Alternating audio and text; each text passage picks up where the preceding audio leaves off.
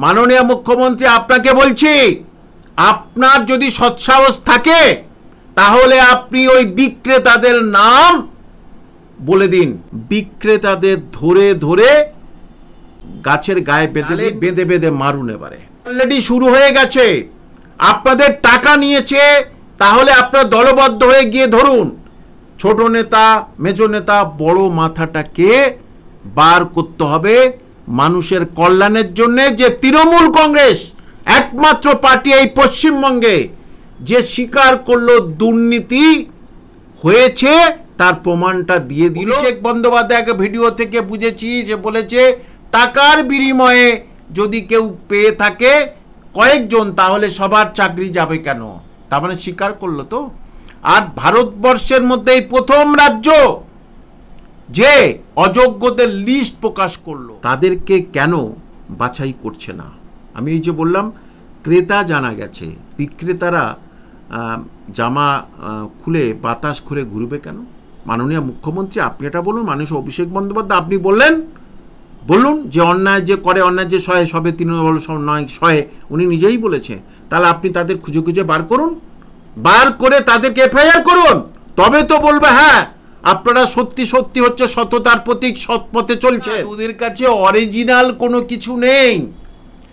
এখন চারদিক থেকে যে ফোনগুলো আসছে সেই অনুযায়ী লিস্টটা তৈরি করে। অযোগ্য যারা টাকা দিয়ে চাকরি পেয়ে তাদের লিস্ট বেরোলো। বলছে যারা টাকা নিল তাদের লিস্টটা কি? চটি রাজ্যের জন্য বাংলায় দুর্ভিক্ষ দেখা দিয়েছে, বেকার যুবক যুবতীদের মধ্যে দুর্ভিক্ষ দেখা দিয়েছে। এই চটি রাজ্যের জন্য আজকের মানুষরা অক্ষম হয়ে গেছে, তারা ঘরে বসে আছে, টাকা ইনকাম করছে। সুতরাং মানুষের উচিত উপযুক্ত জবাব দেওয়া এই চটি রাজের বিরুদ্ধে। রোল নাম্বার দেবে, তাই করলো। অ্যাড্রেস কই? কামাল হোসেন নামে পশ্চিমবঙ্গে 5,000 আছে, 4,000 আছে, কিন্তু আমি কামাল হোসেন, আমার সাবজেক্ট কি, আমার বাড়ি কোথায়, তবে তো বুঝতে পারবো যে হ্যাঁ আমি পুরো চিহ্নিত হলাম। অর্থাৎ অযোগ্যদের যাতে কোনো রকমের সামাজিক সম্মান নষ্ট না হয় সেই জন্যে এই কাজকর্মটা করেছে। অর্থাৎ অযোগ্যদের যদি খেপিয়ে দেয় তাহলে কিন্তু এই সরকারের অধঃপতন নিশ্চিত। অনুরোধ করছি আপনি আগামীকাল সাংবাদিক সম্মেলন করে বলুন যে আপনার প্ল্যানগুলো কি হলো। তার মানে আপনি যেটা বলেন অসত্য কথা বলেন, এটা একদম প্রমাণিত। আপনি কেন ওদেরকে নেতাজি ইন্ডোর স্টেডিয়ামে গিয়ে এইরকম কথা বললেন? বিশুদ্ধ রক্ত শুদ্ধ নয়, বিষাক্ত রক্ত। না হলে আজকে রাজ্যের এই শিক্ষিত ছেলেমেয়েদের এই অবস্থা আপনি বলুন। একটা জেনারেশন শেষ। অন্য রাজ্যে আজকের বাংলা নিয়ে কি ভাবছে? সুপ্রিম কোর্টের বিচারপতি কি বললেন জানেন? যে আপনারা যে প্যানেল প্রকাশ করেননি, অযোগ্যদের লিস্ট প্রকাশ করেননি, পেছনে কি রহস্য আছে, কতটা খারাপ লাগে, এর পিছনে কি গোপনীয়তা আছে। আবার একটা কি বলল যে কিছু মন্ত্রীর কাছের লোকজন ধরা পড়বে বলে কি আপনারা এই লিস্টটা দিচ্ছেন। 2026-এ আপনি জিতবেন, কিভাবে জিতবেন? সারা ভারতবর্ষের ক্ষেত্রে কতটা অকল্যাণকর। এবং আমরা আবার বলছি, আমরা বাইরে যেতে পারবো না, গেলেই ওই পরিযায়ী শ্রমিকদের মতো মার খেতে হবে।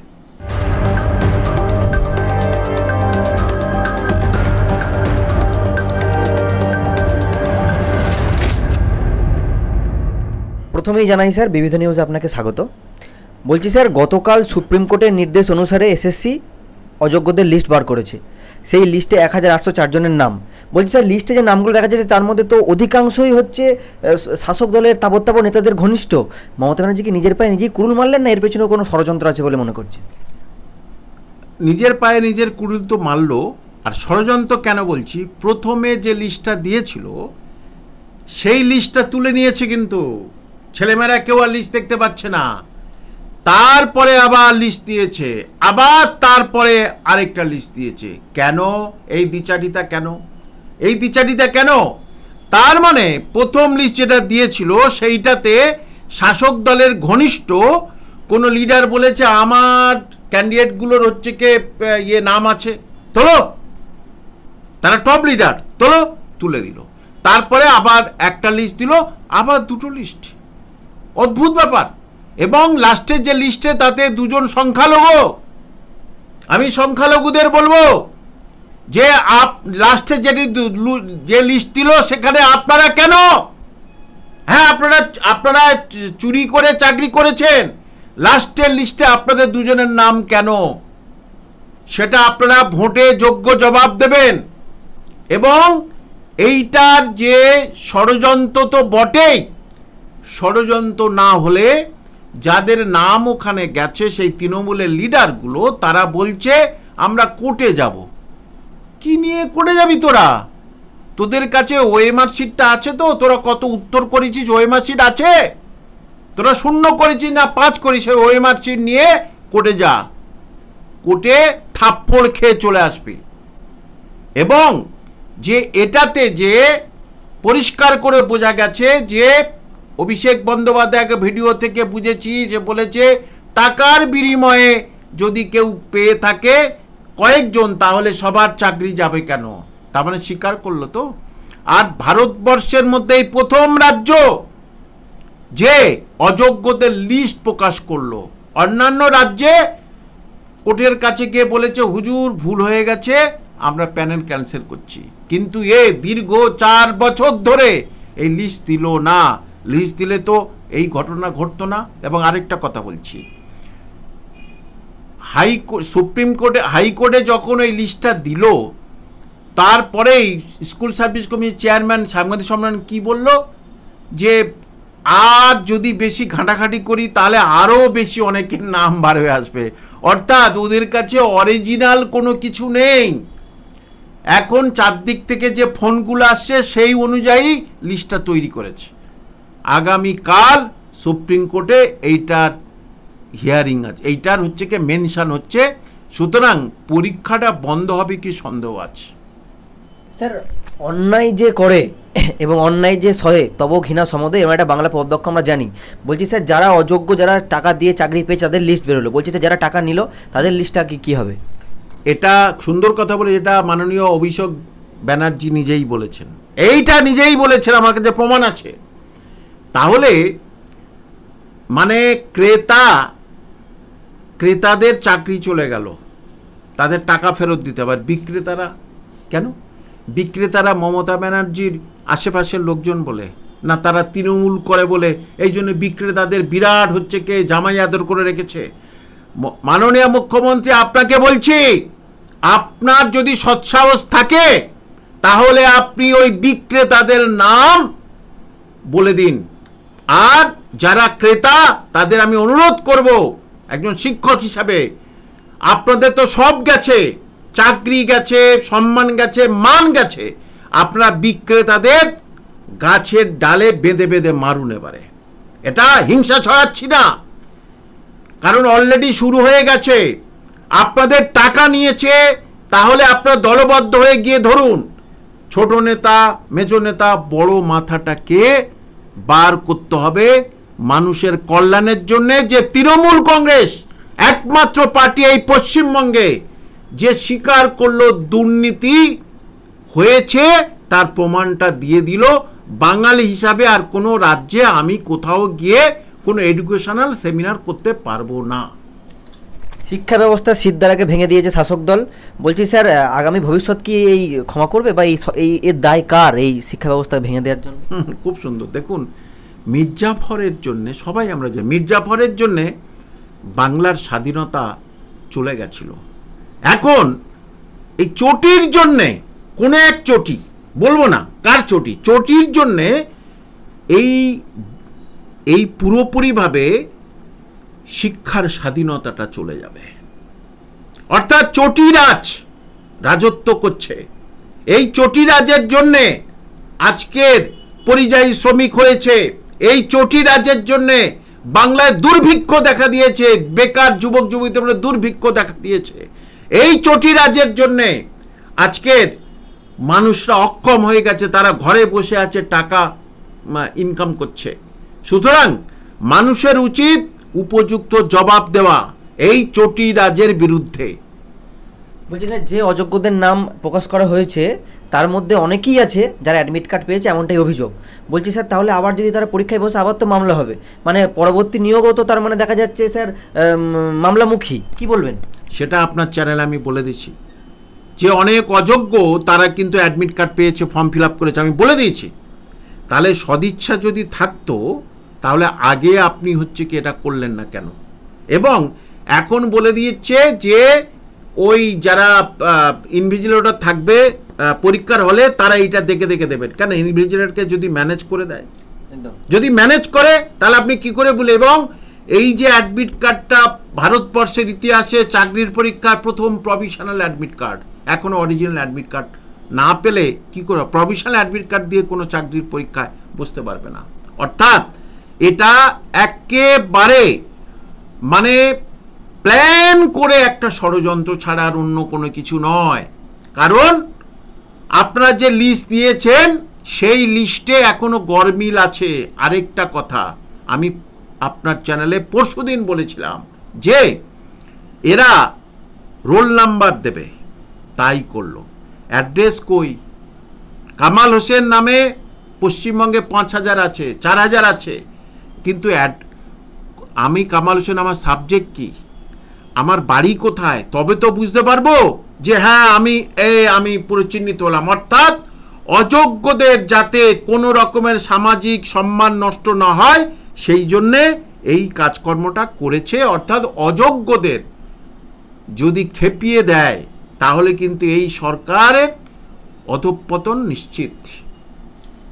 স্যার, মুখ্যমন্ত্রীকে অনেক সভা থেকে বলতে শোনা গেছে আমার কাছে প্ল্যান ABCD আছে।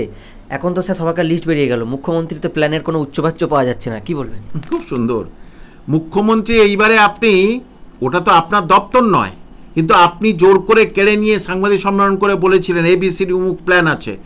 দয়া করে আগামীকাল আপনি সাংবাদিক সম্মেলন করুন। সাংবাদিক সম্মেলন করার মানসিকতা, মেন্টালিটি ওনার নেই, মুখে কালি পড়ে গেছে। মাননীয় মুখ্যমন্ত্রী আপনাকে সম্মান করি একজন নাগরিক এবং শিক্ষক হিসাবে, কিন্তু আপনি যা করছেন কলঙ্কিত করে দিলেন রাজ্যের শিক্ষা ব্যবস্থাকে। তাই আমি আপনাকে অনুরোধ করছি আপনি আগামীকাল সাংবাদিক সম্মেলন করে বলুন যে আপনার প্ল্যানগুলো কি হলো। তার মানে আপনি যেটা বলেন অসত্য কথা বলেন, এটা একদম প্রমাণিত। আপনি কেন ওদেরকে নেতাজি ইন্ডোর স্টেডিয়ামে গিয়ে এইরকম কথা বললেন? একজন প্রশাসনিক প্রধান, আপনি রাজ্যের মাতা, আপনি কেন তাদেরকে নিয়ে ছেলে খেলা করলেন, তাদের ভবিষ্যৎকে নিয়ে ছেলে খেলা করলেন? এটা যদি অনেক আগে হতো তাহলে যোগ্যদের রাস্তায় নামতে হতো না, তাদের জীবনহানি হতো না। স্যার, আইনজীবী আমাদের বিকাশ রঞ্জন ভট্টাচার্য সহ বাকি অনেক শিক্ষা আইনজীবী যারা ছিলেন তিনারা অনেক আগেই বলেছিলেন এই লিস্ট প্রকাশ করতে, যেটা সুপ্রিম কোর্ট বর্তমানে বলল। অথচ শাসক দল প্রতিবারই বলে এসেছে যে বামপন্থী আইনজীবীরা নাকি চাকরি খেকো, তারাই নাকি চাকরি খেয়েছে। কিন্তু এখন তো হাওয়া তো অন্যরকম, রদ তো বদলে গেল, কি বলবেন? দেখুন, আমি যখন এই তৃণমূলের ভুল বুঝিয়ে একটি পদ আমার দিয়েছিল, সেই পদের কিছুদিন থাকার পর রিজাইন দিলাম কেন দর্শক বন্ধুদের জানাচ্ছি আমি, যে আমি এইটার প্রতিবাদ করেছিলাম, 11খানা চিঠি দিয়েছিলাম স্কুল সার্ভিস মাদ্রাসা সার্ভিস কমিশন, ওকে করুন, না করলে আমি চলে আসব। শোনেনি, আমি চলে আসলাম। এরা দুর্নীতির রক্তে রক্তে, এদের অনেকের, এই তৃণমূল কংগ্রেসের অনেকের রক্তে রক্তে দুর্নীতি, বিষাক্ত দুর্নীতি আছে এদের রক্তে রক্তে। রক্ত বার করে নিলে তারপরে এরা সঠিক হবে, অন্য শুদ্ধ রক্ত এদের অনেকের দিতে হবে। সবাইকে বলছি এদের অনেকের বিশুদ্ধ রক্ত, শুদ্ধ নয়, বিষাক্ত রক্ত। না হলে আজকে রাজ্যের এই শিক্ষিত ছেলেমেয়েদের এই অবস্থা আপনি বলুন, একটা জেনারেশন শেষ। অন্য রাজ্যে আজকের বাংলা নিয়ে কি ভাবছে? সুপ্রিম কোর্টের বিচারপতি কি বললেন জানেন? যে আপনারা যে প্যানেল প্রকাশ করেননি, অযোগ্যদের লিস্ট প্রকাশ করেননি, পেছনে কি রহস্য আছে, কতটা খারাপ লাগে, এর পিছনে কি গোপনীয়তা আছে। আবার এটা কি বলল যে কিছু মন্ত্রীর কাছের লোকজন ধরা পড়বে বলে কি আপনারা এই লিস্টটা দিচ্ছেন না। কতটা বাংলার সম্মানহানি হলো সুপ্রিম কোর্ট তথা সারা ভারতবর্ষে। সুতরাং এই দায়ভার নিয়ে মাননীয় মুখ্যমন্ত্রীকে রিজাইন দিতে হবে। আপনি এই নৈতিক দায়ভার আপনাকে নিতে হবে। কেন বলছি? কারণ আপনি স্কুল সার্ভিস কমিশনের সাংবাদিক সম্মেলন করে বলেছিলেন এই দিন পরীক্ষা হবে, এই দিন ফর্ম ফিল আপ হবে। তাহলে এইবারে আপনি সরে যাচ্ছেন কেন? আসলে মাননীয় মুখ্যমন্ত্রী ভালো জিনিসগুলোর ক্রেডিট নেন, আর যেটা বদনাম হবে সেটা থেকে উনি হাত তুলে দেন। স্যার, সুপ্রিম কোর্ট এর আগে জানিয়েছিল লিস্ট যদি প্রকাশ হয় অযোগ্যদের, তাদের মধ্যে প্রতিহিংসা পরায়ণ মানসিকতা তৈরি হবে, যার জন্য কিন্তু বড়সড় শোরগোল তৈরি হতে পারে। কিন্তু বর্তমানে সেই লিস্ট প্রকাশ হয়ে গেল। বলছি স্যার, কোনো বড়সড় ঝড়ের আশঙ্কা আছে কি? দেখুন, একটা ভিডিও, অরিজিনাল ভিডিও আমার কাছে এসছে, মারপিট, তারা এক তৃণমূলের নেতাকে ধরে মারছে, শুধু তার না, তার বাড়ির সবাইকে ধরে মারছে। কিসে? গ্রুপ ডির পরিপ্রেক্ষিতে। গ্রুপ ডি এই দিয়েছি আবার কিছু হয়নি। সুতরাং সে ভিডিও আমার কাছে অরিজিনাল ভিডিও। এবং আমি রাজ্যের এই যে যাদের চাকরি হারা, তাদের যারা টাকার বিনিময়ে চাকরি পেয়েছে, তাদের বলবো বিক্রেতাদের ধরে ধরে গাছের গায়ে বেঁধে দিন। এটা বলছি, আমি কোনো রকমের হিংসা ছড়াচ্ছি না, কারণ চাকরি চলে গেলে এরকমই হয়। মাননীয় মুখ্যমন্ত্রী, আপনি অনেক অ্যাটেম্প নিয়েছেন কামাল হোসেনের, আমি তো এখানে আপনার সামনে বললাম, অনেক অ্যাটেম্প নিয়েছেন এই একজন সংখ্যালঘু শিক্ষককে হেনস্থা করার জন্য। 2017 সাল থেকে এটা করেছেন আপনি, এখনো চিঠি চাপাটি আসছে নানাভাবে। এফআইআর করলাম থানাতে, লালবাজারে দিলাম, কোনো ভ্রুক্ষেপ নেই। কেন? আমি সংখ্যালঘু বলে, আমি সংখ্যালঘু মুসলিম এবং শিক্ষক বলে এই মমতা ব্যানার্জি আপনার আমার প্রতি এত অনীহা? আমি সংখ্যালঘু ভাই বোনদের বলবো, এই যে করছে আমার প্রতি, আপনারা রুখে দাঁড়ান। আমি আপনাদের হয়ে কথা বলছি, মুসলিমদের হয়ে কথা বলছি, হিন্দুদের হয়ে কথা বলছি, জনসাধারণ হয়ে কথা বলছি। লড়ার থাকলে আমার সঙ্গে লড়ুন। আমি চ্যালেঞ্জ করলাম মাননীয় মুখ্যমন্ত্রীকে, কার কত ঈমান আছে শুধু দেখে নেব। স্যার, প্রশ্ন হচ্ছে, শাসক দলের অনেক নেতাদের মুখেই শোনা গেছে রাজনৈতিক তকমা যে 25-75 রেশিওতে নাকি টাকা উচ্চ মহলে যায়। বলছি স্যার, এই 25 যাদের কাছে যায় তারা তো মার খাচ্ছে, আপনি যেটা বললেন। 75 যাদের কাছে যায় তারা কি নাম বেরোবে? নামটা তো এটা মাননীয় মুখ্যমন্ত্রীর উচিত, যে আপনি যদি সৎ থাকেন, যদি সঠিক আপনি প্রশাসনিক প্রধান সংবিধান মেনে চলেন, তাহলে আপনি যারা টাকা নিয়েছে তাদেরকে আপনি ধরে ধরে এফআইআর করুন। তাহলে আপনাকে মানুষ 2026-এ ভোট দেবে, মন থেকে ভোট দেবে। 2026-এ আপনি জিতবেন। কিভাবে জিতবেন? পেশি দেখিয়ে জিতবেন। মুসলিম ভোটগুলোকে মুসলিম এলাকায় পেশি দেখিয়ে আপনি জিতবেন। হিন্দু এলাকায় আপনি তাদের ভয় দেখিয়ে জিতবেন, যেটা আগেও হয়েছে। মন থেকে ভোট হোক, যে যার মোবাইল থেকে হচ্ছে কে অনলাইনে ভোট দিক, হেরে ভূত হয়ে যাবে। এবারে কে কাকে ভোট দেবে আমি বলতে চাচ্ছি না, আপনি অবাক হয়ে যাবেন। সংখ্যালঘু শিক্ষিত ছেলেমেয়েরা তারা বিস্ফোরক হয়ে আছে। মাদ্রাসা দীর্ঘ 14 বছর কোনো রিক্রুটমেন্ট নেই। মাদ্রাসার মন্ত্রী মাননীয় মুখ্যমন্ত্রী। তো এর থেকে দুঃখজনক কাহিনী আর কি বলবো। এবং স্কুল সার্ভিসটাকেও শেষ করে দিল, এবং মামলা করতে চলে গেছে মাননীয় অ্যাডভোকেটরা, তারা চলে গেছেন। কারণ মাননীয় সিদ্ধার্থ মজুমদার তিনি বলে দিয়েছেন, স্কুল সার্ভিস কমিশনের চেয়ারম্যান, আমি যেটা দিচ্ছি আরও যদি দেখি তাহলে সেটা হচ্ছে কি তার ভিতরে আরও বার হতে পারে। তাহলে আপনার কাছে সঠিক লিস্ট নেই। আর যাদের নাম দিলেন তাদের অনেকে তৃণমূলের যারা সব পুরো মাতা পুরো পিতার মানে বৌমা, তারা বলছে কোর্টে যাব। বাহ বাহ বাহ বাহ, মানে তৃণমূল সরকারের রাজত্বে তারা চাকরি পেয়েছে, তারা আবার তৃণমূলের হত্যাকর্তা লিডার, তারা তৃণমূল সরকারের বিরুদ্ধে কোর্টে যাবে। কত হাস্যস্কর এবং কত রহস্যজনক, এটাই ভাবাই যায়। তারা সিপিএম এর বিরুদ্ধে যেতে পারে, বিজেপির বিরুদ্ধে যেতে পারে, তারা বলছে তৃণমূল সরকারের বিরুদ্ধে আমরা কোর্টে যাব। স্কুল সার্ভিস কমিশনের যারা আছে সব তো শুনছে মমতা ব্যানার্জি যা বলছে তাই। তো কতটা এটা সারা ভারতবর্ষের ক্ষেত্রে কতটা অকল্যাণকর। এবং আমরা আবার বলছি, আমরা বাইরে যেতে পারবো না, গেলেই ওই পরিযায়ী শ্রমিকদের মতো মার খেতে হবে। স্যার, একদম আমার শেষ প্রশ্ন, যেমনটা জানা যাচ্ছে চাকরি দিয়েছে জীবন কৃষ্ণ, চাকরি দিয়েছে পার্থ, চাকরি দিয়েছে অর্পিতা, চাকরি দিয়েছে বাকি যারা নাম আছে, চাকরি পেয়েছেও সেই নামই দেখা লক্ষ্য করা যাচ্ছে এই মুহূর্তে। হ্যাঁ, কি বলবেন? চাকরি দেখুন, চাকরি যারা পেয়েছে এবং যারা দিয়েছে সব তো তৃণমূলের, এইটা সেটা বোঝা গেছে, কয়েকটা লিস্ট সেটা 12 সেটা বোঝা গেছে, আরও অনেকবার হবে সেখান থেকে এই জিনিসগুলো দেখা গেছে। এইবারে এখানে প্রশ্ন একটাই যে পার্থ নয় জেলে আছে, আরও তো অনেকে ছাড়া পেয়েছে, এবং কাদের মাধ্যমে টাকাটা তুলেছে তাদেরকে কেন বাছাই করছে না?